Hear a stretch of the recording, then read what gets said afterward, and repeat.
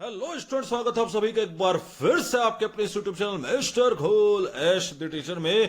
तो दोस्तों, जैसा कि आप सभी लोगों को पता है, मैंने पिछली वीडियो में आप लोगों को जानकारी दी थी कि 9 से लेकर के 13 जनवरी तक के मेरी SCRT रायपुर में चल रही थी इंडक्शन ट्रेनिंग। इसी इंडक्शन ट्रेनिंग के दौरान मुझे मेरे कई सारे सब्सक्राइबर्स दोस्त भी वहां पर मिले, जो मैं अभी आने वाले व्लॉग में भी आप लोगों को दिखाऊंगा। जो मैं SCRT का इंडक्शन ट्रेनिंग का व्लॉग जो लाने वाला हूं उसे जरूर देखिएगा, काफी कुछ सीखने को मिलेगा आप लोगों को। तो इसी इंडक्शन ट्रेनिंग के दौरान असिस्टेंट टीचर के जो मेरे सब्सक्राइबर्स हैं, जो मेरे कुछ मित्र हैं, उनकी भी ट्रेनिंग लगाई गई थी आंग्ल भाषा प्रशिक्षण को लेकर के। जी हां, इंग्लिश लैंग्वेज ट्रेनिंग को लेकर के उनका शिविर लगाया गया था, वहां पे उनकी ट्रेनिंग हो रही थी वहां पे। तो वहां पर मुझसे कई सारे सब्सक्राइबर्स ने पूछा कि सर, जैसा कि आपको पता होगा कि 11 जनवरी को सुप्रीम कोर्ट अपना फाइनल फैसला लेकर के आने वाला है बीएड वर्सेस बीटीसी डीएड में, तो इस पर क्या होगा सर, कैसे होगा, इसके ऊपर अपनी विचार रखे, इसके ऊपर अपनी राय रखे। तो उनको तो मैंने बताया था कि क्या हो सकता है, कैसे हो सकता है करके, परंतु आपसे मैं मुखातिब नहीं हो पाया था क्योंकि मैं बहुत ज्यादा बिजी था। 9 से लेकर के 13 तक के व्लॉग देख करके आपको समझ में आ ही जाएगा। तो आज मैं उस मुद्दे के ऊपर पूरा का पूरा डिस्कशन करूंगा। क्या है ये मामला, कैसे शुरू हुआ ये मामला, ये तो आपको पता है, पर ये मामला है क्या। सुप्रीम कोर्ट ने, ऑनरेबल सुप्रीम कोर्ट ने क्या ऐसा बड़ा फैसला दे दिया है जो छत्तीसगढ़ शिक्षक भर्ती 2023 की पूरी काया पलट कर सकता है। पूरी की पूरी सुप्रीम कोर्ट की ऑर्डर शीट मैं आपको दिखाऊंगा। इसके पहले मैं आपको वीडियो दिखाऊंगा कि जज साहब ने क्या बोला और क्या अब छत्तीसगढ़ में बीएड वालों को बाहर कर दिया जाएगा। 2018 के बाद चयनित हुए अभ्यर्थियों हेतु क्यों चिंता हो सकती है, इसके ऊपर भी मैं डिस्कशन करूंगा। और अंत में छत्तीसगढ़ के अभ्यर्थियों पर इसका क्या स्पष्ट प्रभाव देखने के लिए मिलेगा, ये सारी बातें हम देखेंगे। उसके पहले आप सबसे पहले तो यह समझ लीजिए कि आखिरकार ये मामला था क्या। देखिए दोस्तों, ये जो मामला है ये था Arnab Ghosh versus union of India. इसमें जो अर्नब घोष हैं वो वेस्ट बंगाल के एक अभ्यर्थी हैं जिन्होंने केस किया था कि भाई जो सुप्रीम कोर्ट ने डिसीजन दिया था 11 अगस्त 2023 को, आप लोगों को पता है कि सुप्रीम कोर्ट ने डिसीजन दे दिया था कि बीएड वालों को प्राइमरी की टीचिंग से बाहर रखा जाए, उसी को लेकर के ये चुनौती दी गई थी। तो इसके ऊपर सुनवाई के लिए जो डेट है वो 11 जनवरी 2024 को निर्धारित की गई थी। अब 11 जनवरी 2024 को निर्धारित किए गए इस केस में जो पिटिशनर है, जो याचिकाकर्ता है, उनकी तरफ से प्रशांत भूषण मेन वकील थे। वहीं आप फॉर रिस्पोंडेंट की तरफ से अगर आप देखेंगे तो डॉक्टर अभिषेक मनु सिंघवी जो है वो मेन वकील थे। बाकी वकीलों के नाम यहां पर लिखे हुए, आप चाहे तो पॉज करके देख सकते हैं। तो देखिए, मैं सबसे पहले आपको सुनाना चाहूंगा कि जज साहब ने वीडियो में क्या कहा। और उसके पहले मैं आपको बता दूं कि इसकी सुनवाई कर रहे थे, इस मामले की सुनवाई कर रहे थे जस्टिस अनिरुद्ध बोस और ऑनरेबल जस्टिस सुधांशु धूलिया। जी हां, अनिरुद्ध बोस और सिद्धांशु धूलिया जी के द्वारा इसकी सुनवाई की जा रही थी। तो देखिए, अपने जजमेंट पे सिद्धांशु धूलिया क्या कह रहे हैं। अप्लाई करने को दीजिए, हाई स्कूल में अप्लाई करने के लिए दीजिए, लेकिन डीएड वालों के लिए प्राइमरी को छोड़ दीजिए। तो अब उसके ऊपर वकील साहब क्या रिस्पॉन्ड कर रहे हैं, आप यहां पर सुनिएगा।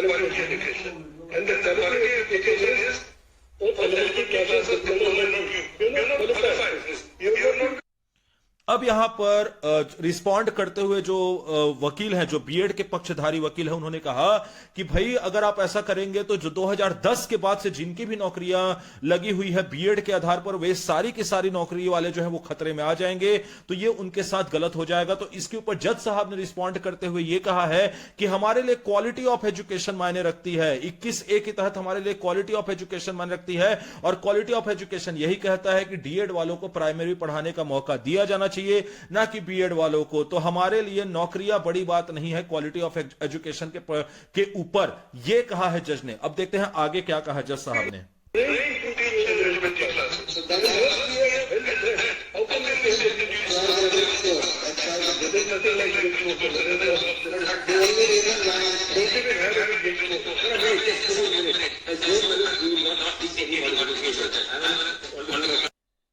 और अब एट लास्ट यहां पर जज साहब से वकील ने बचाव करते हुए कहा, थोड़ी सी लिबर्टी मांगते हुए कहा कि जज साहब अगर आप चाहें तो हम ऐसा कुछ कर सकते हैं कि उनको कुछ एक एलिमेंट्री कोर्स करवा सकते हैं, कुछ ब्रिज कोर्स करवा सकते हैं, जिसके चलते जो बीएड वाले हैं वो डीएड का भी प्रशिक्षण जो है नौकरी में रहते रहते कर ले। इस पर जज साहब ने सीधे सीधे कह दिया कि एलिमेंट्री कोर्स, ब्रिज कोर्स नाम की कोई भी चीज नहीं होती है, ना ही हम ऐसा कुछ करवाना चाहेंगे। इस प्रकार दोस्तों यहां पर सीधी सी बात क्लियर कर दी गई है 11 जनवरी 2024 के डिसीजन में, जिसकी ऑर्डर शीट मैं आपको यहां पर दिखाने के लिए जा रहा हूं कि द एप्लीकेशन इज डिसमिस्ड। जी हां, यहां पर बोल दिया गया है कि we are not inclined to entertain this application, मतलब हमारा जो झुकाव है वो बिल्कुल भी किसी को भी एंटरटेन करने का नहीं है, इस एप्लीकेशन को दोबारा सुनने का नहीं है, इसलिए यहां पर इस एप्लीकेशन को पूरी तरीके से खारिज कर दिया गया है।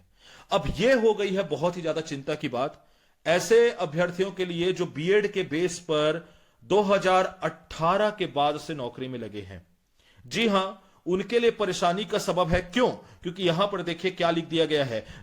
ये ऑर्डर शीट की कॉपी मैं आपको दिखा रहा हूं। अगर आपको इस ऑर्डर शीट की कॉपी चाहिए तो आपको मेरा टेलीग्राम चैनल ज्वाइन करना पड़ेगा, वहां पर आपको ऑर्डर शीट की कॉपी मिल जाएगी।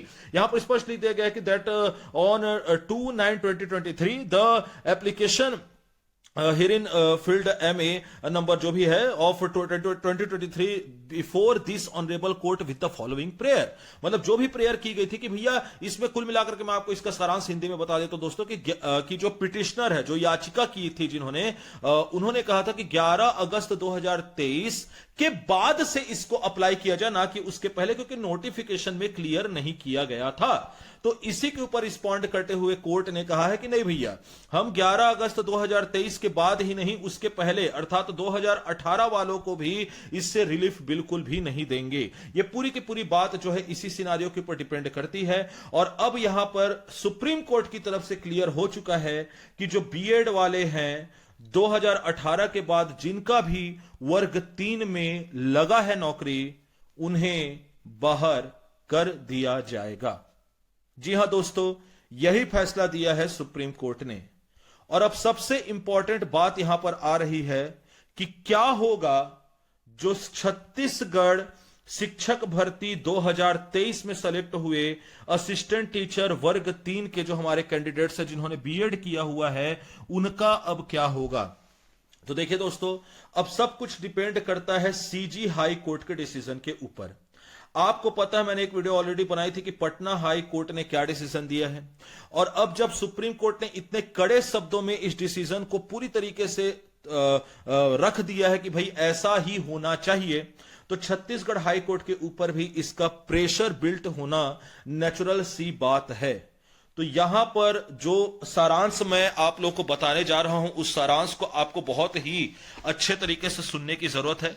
और वो सारांश ये है कि 2010 के बाद जो सेलेक्ट हुए हैं, 2010 से लेकर के 2018 तक वाले ऐसे असिस्टेंट टीचर जो कि बीएड किए हुए हैं, बीएड की तर्ज पर सेलेक्ट हुए हैं, उन्हें किसी भी प्रकार का कोई भी खतरा यहां पर नहीं है। परंतु क्योंकि यहां पर रेट्रोस्पेक्टिव पॉलिसी की बात आ जाती है। देखिए दोस्तों, मैं आपको RTE right to education act 2009 के हिसाब से समझाना चाहूंगा। यहां पर आप लोग को अच्छे से एक बात पता होनी चाहिए कि इसमें दो प्रावधान है, एक 23(1) की बात करता है और एक 23(2) की बात करता है। मैं ज्यादा डिटेल में नहीं जाऊंगा, बस मैं आपको एक निश्चित सी बात बता देता हूं। जो 23(1) वाली बात है, जी हां, जो 23(1) वाली बात है वो 2018 के बाद हुई भर्ती के लिए लागू होती है। और जो 23(2) वाली बात है वो 2010 में जो भर्तियां हुई थी उसके ऊपर लागू करती है। तो 23(2) वाले जो भर्ती हुए हैं उनके ऊपर ये बिल्कुल भी डिसीजन लागू नहीं होता, यानी कि वे सेफ जोन में हैं। परंतु जिनकी भी भर्ती 2018 के बाद हुई है, इंक्लूडिंग छत्तीसगढ़ शिक्षक भर्ती 2023, उनके लिए स्पष्ट तौर पर बोल दिया गया है कि यदि आप बीएड के थ्रू असिस्टेंट टीचर की पोस्ट पर आए हैं तो आपकी जॉब को खतरा है और आपके लिए चिंताजनक विषय है दोस्तों। अब इसमें से कुछ लोग कमेंट सेक्शन में लिखने के लिए आ जाएंगे कि सर आप बीएड की तरफ हैं या फिर डीएड की तरफ हैं। तो देखिए दोस्तों, मैं बार बार अपनी वीडियोस में यह क्लियर कर चुका हूं कि मैं दोनों के तरफ नहीं हूं या मैं दोनों का भी विरोधी नहीं हूं। मेरा काम है संविधान के पर्सपेक्टिव में, मेरा काम है सुप्रीम कोर्ट के पर्सपेक्टिव में यह बताना आपको कि क्या डिसीजन आया, कैसा डिसीजन आया, क्या आगे हो सकता है, क्या आगे नहीं हो सकता है। ना तो दोस्तों मैं सुप्रीम कोर्ट से बड़ा हूं, ना तो मैं संविधान से बड़ा हूं। जो संविधान में लिखी हुई बात है, जो सुप्रीम कोर्ट में लिखी का जो जजमेंट है, उससे ऊपर जाने का अधिकार तो यहां पर किसी को नहीं, इस देश में किसी को भी नहीं, मतलब किसी को भी नहीं है। सुप्रीम कोर्ट के जजमेंट जो दिया गया है उसके ऊपर मैं टिप्पणी करूं, ऐसा मैं कोई हस्ती नहीं होता हूं। तो यहां पर ना तो मैं कभी किसी बीएड वाले की तरफ था, ना तो मैं कभी किसी डीएड वाले की तरफ था। मेरे लिए दोनों प्रकार के ही मेरे सब्सक्राइबर्स हैं और मेरे लिए दोनों ही बराबर हैं। आप आगे आने वाले व्लॉग्स में भी देखेंगे कि कई ऐसे लोग हैं जो वर्ग 3 में सेलेक्ट हुए हैं, जो मेरे सब्सक्राइबर्स हैं, और ऐसे कई लोग हैं जो वर्ग 2 में सेलेक्ट हुए हैं, वर्ग 1 में सेलेक्ट हुए हैं। वे सब मेरे सब्सक्राइबर्स और सभी मुझे चाहते हैं। सभी के लिए मेरा सेम फीलिंग है। मैं चाहता हूं कि डीएड वाले भी सेलेक्ट हो जाए, मैं चाहता हूं बीएड वाले भी सेलेक्ट हो जाए। तो यहां पर आप कमेंट सेक्शन में आकर के एक दूसरे के ऊपर आरोप प्रत्यारोप ना करें। और याद रखेगा, हम नवा जतन की शिक्षा पद्धति के तहत एक बहुत ही इंपॉर्टेंट चीज सीखते हैं और वो है कंपेशन। कंपेशन का मतलब होता है दोस्तों समानुभूति, अर्थात जैसा आप स्वयं के लिए बुरा फील नहीं कर सकते, वैसे ही दूसरे के लिए भी कोई कभी बुरा ना सोचे, ना उनके साथ बुरा होने की अपेक्षा करें। ठीक है, इसलिए ये कंपेशन हमें बनाए रखना है दोस्तों, ये समानुभूति हमें बनाए रखनी, सिंपथी तो बनाए ही रखनी, लेकिन उसके साथ साथ समानुभूति बनाए रखनी है। और कमेंट सेक्शन में हमको यह दिखाना है कि नहीं भाई, हम भावी शिक्षक हैं या फिर हम वर्तमान शिक्षक हैं। इस तर्ज पर आपको ये बातें करनी होंगी। तो मेरे हिसाब से अब पूरी तरीके से आपको क्लियर हो गया होगा कि क्या हुआ है, कैसे हुआ। इसलिए मैंने वीडियो दिखा करके बकायदा आपको क्लियर किया कि भाई क्या क्या बातें हुई है। ऑर्डर की कॉपी अगर आपको चाहिए दोस्तों, तो आप जो है मेरे टेलीग्राम चैनल को ज्वाइन कर सकते हैं। टेलीग्राम चैनल में आपको ऑर्डर की कॉपी मिल जाएगी, जिसका लिंक आपको मिल जाएगा डिस्क्रिप्शन में। और अगर आपको किसी भी तरीके का कोई भी प्रश्न है तो आप मुझे फॉलो कर सकते हैं इंस्टाग्राम में। याद रखिए दोस्तों, फॉलो करेंगे करके जब आप मैसेज करेंगे तभी आपका मैसेज रिक्वेस्ट मुझ तक के पहुंचेगा, इसलिए फॉलो करना आवश्यक है। इसके अलावा मैं आपको बता दूं दोस्तों कि व्लॉग जो है वो अपलोड होने वाला है कल, और मैं आप लोगों के लिए हॉस्टल वार्डन के कोर्सेज भी लेकर के आने वाला हूं। जी हां, ऐसे मेरे दोस्त जो हॉस्टल वार्डन की तैयारी कर रहे हैं, उनके लिए मैं कंप्यूटर का कोर्स भी लेकर के आने वाला हूं। तो आप मुझे बताइए कि क्या आपको कंप्यूटर का कोर्स चाहिए, क्या आपको अन्य सीडीपी का कोर्स चाहिए। जैसे कि आप लोगों को पता है कि शिक्षक भर्ती के लिए भी सीडीपी का कोर्स जो है वो इंपॉर्टेंट है। मैंने पहले ही बोला था कि आप हॉस्टल वार्डन की तैयारी करते करते नई शिक्षक भर्ती की भी तैयारी कर सकते हैं। तो इस प्रकार की किसी प्रकार की अगर आपको कोई जानकारी चाहिए तो आप इंस्टाग्राम में फॉलो करके मुझे मैसेज कर सकते हैं। अगर आपने यहां तक के वीडियो देखा तो जाहिर सी बात है वीडियो आपको पसंद आई होगी। So thank you for watching. Video को लाइक करना ना भूले, शेयर करना ना भूले, लोगों को अवेयर करें इसके बारे में। चैनल को सब्सक्राइब करना ना भूले और बेल आइकन को जरूर दबा दे, ताकि आपके थ्रू मैं भी जब भी वीडियो डालूं तो आपको नोटिफिकेशन प्राप्त हो जाए। और मैं अंत में फिर से एक बार ये याद दिलाना चाहूंगा दोस्तों कि भाई मुझे बुरा बोल करके या किसी और को बुरा बोल करके जो भी निगेटिव कमेंट करने वाले हैं, वैसे तो निगेटिव कमेंट करने वालों की संख्या कम ही होती है, और जो कमेंट करते हैं वो उनको भी पता है कि उनकी मानसिकता किस प्रकार की है। ठीक है, तो मुझे निगेटिव कमेंट करके या किसी और को निगेटिव कमेंट करके आपका ही बुरा होगा और आप ही अपने आप को गलत दिखाएंगे। क्यों गलत दिखाएंगे? क्योंकि मैं बात करता हूं संविधान के दायरे में, मैं बात करता हूं सच्चाई के दायरे में। मैं किसी से ना तो ऊपर जाने का दावा करता हूं, ना तो मैं किसी से नीचे आने का दावा करता हूं। यहां पर मैं अपनी बात रखता हूं जो मुझे पसंद आती है, जो मुझे लगता है कि यह सही है मेरे नॉलेज के हिसाब से। और दूसरी बात दोस्तों, मेरा भी खुद भी वर्ग 3 में, आप लोगों को पता होगा कि वर्ग 3 में मेरा 568 रैंक था, तो मेरा भी वर्ग 3 में सिलेक्शन हुआ है। इसके अलावा अभी मैं वर्ग 2 में हूं, तो मेरा वर्ग 2 में 340 रैंक था।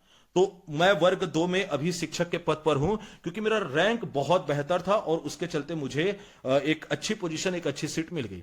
तो वर्ग 3 में मेरा होने नहीं होने से डिपेंड नहीं करता है। यहां पर बात यह है कि हमको एक दूसरे के साथ समानुभूति रखनी है, और इसी की अपेक्षा मैं आप लोगों से भी करता हूं। तो मैं यही आशा करूंगा आपसे कि आप सभी एक दूसरे की समानुभूति रखें और एक दूसरे की रिस्पेक्ट करें। मैं मिलूंगा आपसे नेक्स्ट वीडियो में एक नए व्लॉग के साथ और एक नई चर्चा के साथ। तब तक के मैं आशीष पांडे आपसे विदा लेना चाहूंगा। धन्यवाद।